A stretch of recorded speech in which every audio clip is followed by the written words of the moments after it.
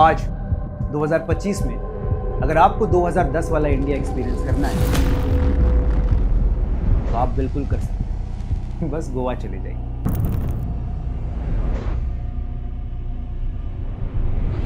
सुन के अजीब लगा ना, मुझे भी लगा। Let me explain. पुराने दिनों में कैसे हमें ऑफिस या घूमना या वेकेशन, इन सब के लिए मेन रोड पे जाके टैक्सी ढूंढनी पड़ती है। वो सेम फीलिंग आप गोवा में फिर से ले सकते हैं, क्योंकि गोवा में उबर है ही नहीं। सिर्फ उबर ही नहीं, ओला, रैपिडो, इन सब पे स्टेट गवर्नमेंट ने बैन लगा दिया। और सिर्फ गोवा की नहीं, कोलकाता, कर्नाटका, कहीं ना कहीं सबका यही हाल है। मगर सोचने वाली बात यह है कि इन ऐप्स ने ऐसा क्या कर दिया कि स्टेट गवर्नमेंट ने इन्हें बैन ही कर दिया। आज की पूरी चर्चा उसी बात पे है। कोलकाता, कर्नाटका पे भी हम आएंगे, मगर चलिए सबसे पहले गोवा का मसला समझते हैं। एंड शुरू करने से पहले a shout out to Zaira. यहाँ आप 10 रुपए से लेके अपना मनचाहा अमाउंट सेव कर सकते हैं, and that too in 24 carat gold. और जब जरूरत तब विड्रॉ भी कर सकते हैं। तो आज ही डाउनलोड करिए जायरा। गोवा में अगर आप ओला या उबर बुक करने जाएंगे तो मोस्टली एक ही मैसेज मिलता है, not available in your area. ये ना ही कोई ऐप का ग्लिच है और ना ही नेटवर्क इशू, बस एक रियलिटी है। सर्विसेज वहाँ है ही नहीं। जो मिलता है वो है वही पुराना ब्लैक येलो टैक्सी सिस्टम। ना फिक्स्ड फेयर, ना ट्रैकिंग, ना ऑनलाइन पेमेंट का ऑप्शन। और किसी भी टूरिस्ट के लिए ये सब एक बेसिक नेसेसिटी है। लेकिन गोवा का सिस्टम ही अलग है। राइड हेलिंग एप्स जैसे ओला, उबर, रैपिडो ऑफिशियली वहाँ ऑपरेट ही नहीं करते। गोवा के लोगों के लिए ये नॉर्मल हो गया, लेकिन हर नया टूरिस्ट शॉक में चला जाता है। ऐसा टूरिस्ट स्टेट और उबर भी नहीं है। एक IIM के ग्रेजुएट हैं लोकेश आहूजा। उन्होंने इस पुराने सवाल का एक बहुत ही सीधा साधा जवाब समझाया है। उनका कहना था, गोवा में लगभग 24,000 टैक्सी ड्राइवर्स, उन ड्राइवर्स के साथ साथ उनके परिवार भी इसी पे डिपेंड करते हैं। यानी लगभग 2 लाख लोगों की रोजी रोटी का जरिया सिर्फ ये टैक्सी सिस्टम ही है। अब गोवा की टोटल वोटिंग पॉपुलेशन सिर्फ 12 लाख के आसपास, मतलब तकरीबन 15% ऑफ द पॉपुलेशन इस टैक्सी सिस्टम पे निर्भर करता है। तो सोचिए, जिन लोगों का टैक्सी से घर चलता है उनका पॉलिटिकल वेट कितना ज्यादा होगा। और दूसरी तरफ टूरिस्ट न वोट देते हैं न परमानेंट होते हैं। तो चाहे उबर सस्ता हो, सेफ हो या लास्ट माइल तक ले जाता हो, निर्णय हमेशा उन्हीं के पक्ष में लिया जाता है जो वोट देते हैं। और जब भी ओला या उबर ने एंट्री करने की कोशिश की है, लोकल टैक्सी यूनियंस तुरंत सामने आ गए। सरकार ने भी सीधा हाथ खड़े कर दिए, पॉलिसी वहीं रोक दी गई। इनफैक्ट गोवा के CM प्रमोद सावंत ने भी क्लियरली कह दिया कि गोवा में ओला और उबर नहीं आने वाले हैं। इन ऐप्स की टेक्नोलॉजी को फिक्स करने के लिए मई 2025 में गोवा गवर्नमेंट ने एक नया सोल्यूशन निकाला और फिर टैक्सी एग्रीगेटर गाइडलाइन का पहला ड्राफ्ट रिलीज किया गया। इसमें लिखा था, सिर्फ गोवा में रजिस्टर्ड टैक्सीज ही किसी भी ऐप पे अलाउड होंगी। राइड का दाम सरकार डिसाइड करेगी। इलेक्ट्रिक व्हीकल्स को इंसेंटिव्स भी मिलेंगे। कंप्लेंट सिस्टम और इंश्योरेंस जरूरी होगा और पब्लिक का फीडबैक बिल्कुल लिया जाएगा 30 जून तक। सुनने में ये सब मॉडर्न लगता है, लेकिन अंदर से देखा जाए तो सिस्टम वैसा का वैसे ही है। ये ड्राफ्ट एक्चुअली लोकल ऐप जैसे Goa miles which started in 2018 और Goa taxi app started in 2023 को एक ऑफिशियल कवर देने के लिए था। उबर और ओला जैसे नेशनल प्लेयर्स के लिए तो इसमें कोई जगह थी ही नहीं।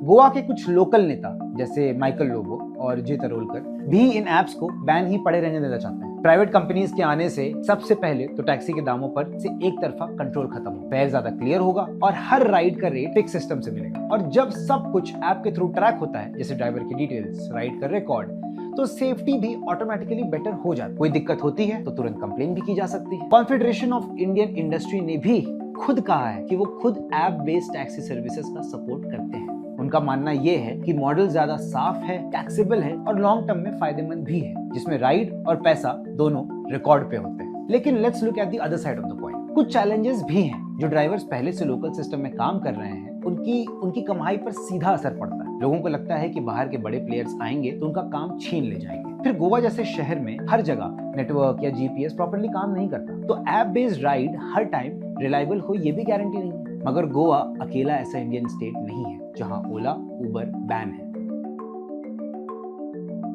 कोलकाता का नाम सुनते ही एक पुरानी याद ताजा हो जाती है। एक पीली एम्बेसडर गाड़ी सीधा 90s के सीन से निकलती हुई, ड्राइवर अपने रुमाल से सीट साफ कर रहा होता है और गाड़ी का हॉर्न एकदम अलग सा नॉस्टैल्जिया देता है। लेकिन अब ये सब सिर्फ पुरानी यादों तक ही सीमित हो चुका है। कोलकाता में पीली टैक्सी की गिनती तेजी से कम हो रही है। कोई ऑफिशियल बैन नहीं लगा है, लेकिन सिस्टम उन्हें साइलेंटली रिटायर कर रहा है।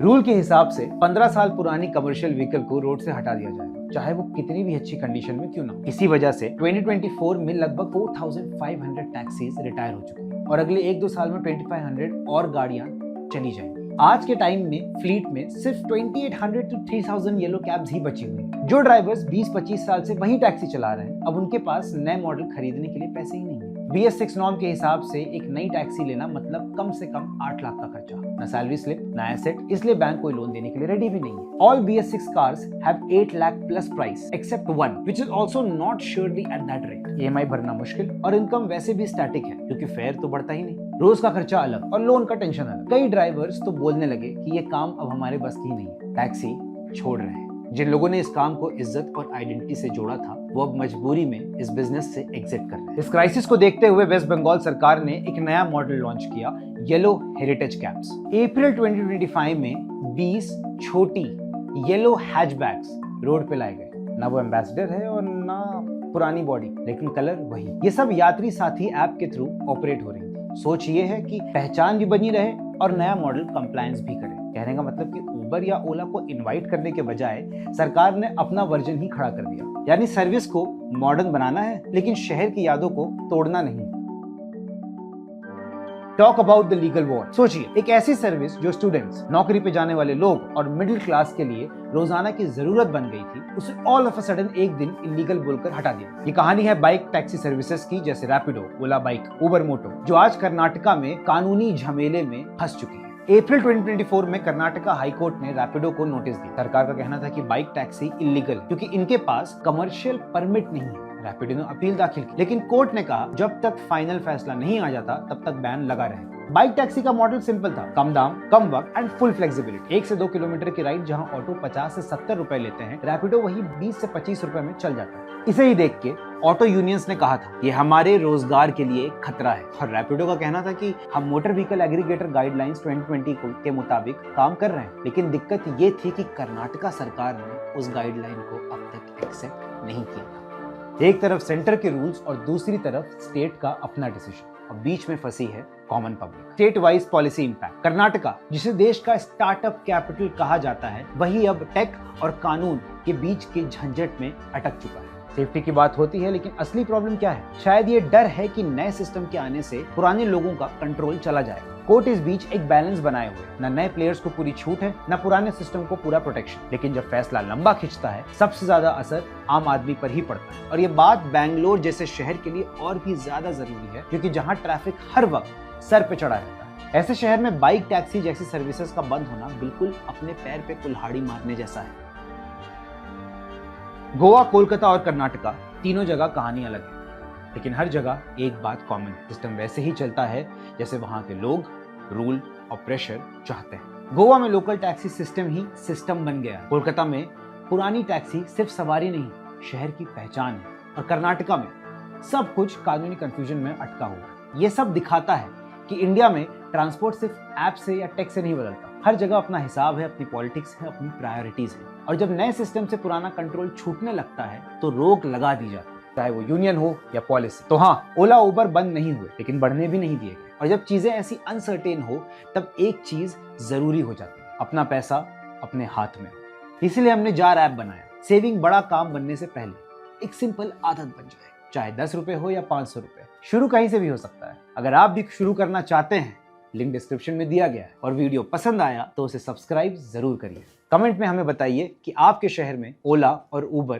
का क्या हाल। अगली वीडियो में मिलते हैं। धन्यवाद।